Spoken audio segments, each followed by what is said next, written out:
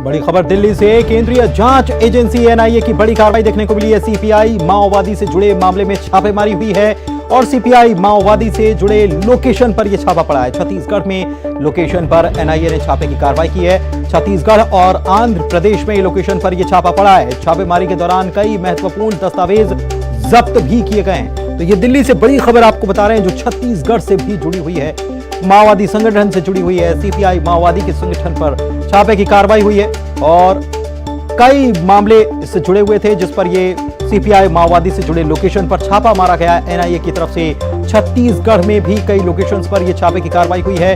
इसके अलावा आंध्र प्रदेश में भी जो लोकेशन मिली थी उस पर छापा मारा गया है। इस दौरान कई महत्वपूर्ण दस्तावेज जब्त किए गए। दिल्ली से बड़ी खबर आपको बता रहे हैं, एनआईए ने यह कार्रवाई की है। छत्तीसगढ़ में लोकेशन पर एनआईए ने कार्रवाई की है और आंध्र प्रदेश में भी यह कार्रवाई हुई है एनआईए की तरफ से।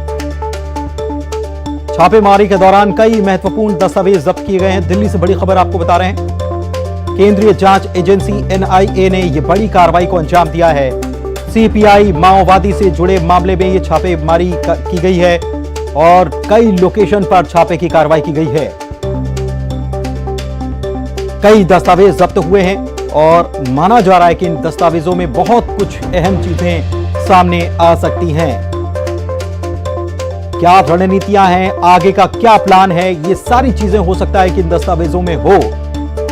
तो जो जानकारी मिली थी उसके बाद ये एनआईए ने कार्रवाई की है। सीपीआई माओवादी से जुड़े लोकेशन जो हैं उन पर यह छापा मारा गया, दबिश दी गई है। शंकर आनंद हमारे संवाददाता हमारे साथ फोन लाइन पर जुड़े हुए हैं, उनसे ज्यादा जानकारी लेते हैं। शंकर, क्या खबर मिल रही है इस छापे को लेकर, क्या दस्तावेज मिले हैं और दस्तावेजों में क्या है?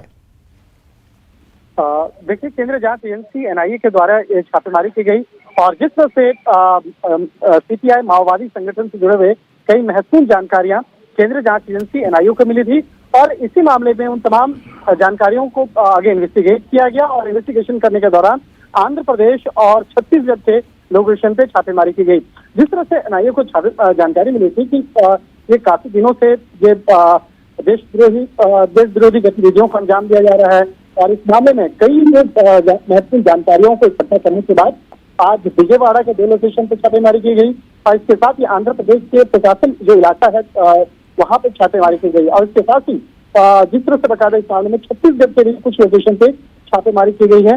तो जिस तरह से इस मामले में कहा जा सकता है कि पिछले मार्च में 18 मार्च को माओवादी संगठन के खिलाफ एक एफआईआर रजिस्टर किया गया था और उसके बाद इस मामले में आगे इन्वेस्टिगेशन की जा रही थी और उसी बाद में इसी केस के बाद में जिस तरह से इन्वेस्टिगेशन करने के दौरान में 18 मार्च 2021 को जो महत्वपूर्ण जानकारी मिली थी इसके बाद ये समझा गया था कि कुछ माओवादी संगठन देश विरोधी गतिविधियों को अंजाम देने में जुटे हुए हैं।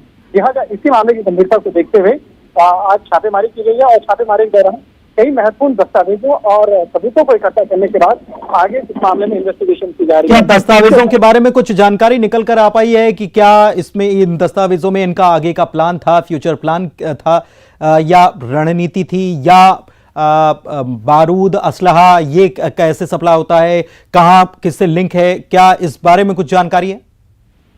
देखिए, आपने एकदम सटीक सवाल पूछा है। आज जिस तरह से बताया इस मामले में एनआईए के द्वारा छापेमारी की गई तो उस छापेमारी के दौरान कई डिजिटल एविडेंस जो है उसको इकट्ठा जब्त किया गया है।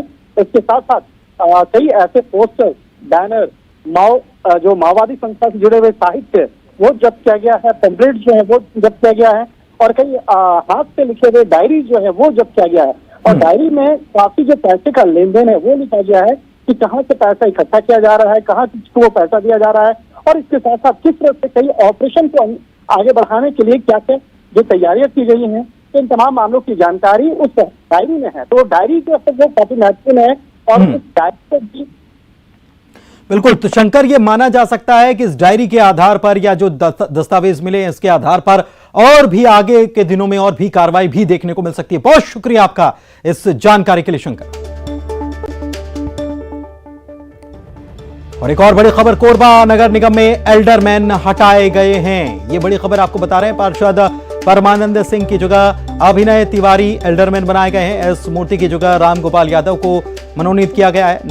नगर पालिका परिषद कटघोरा में सैयद अशफाक अली को मनोनीत किया गया है।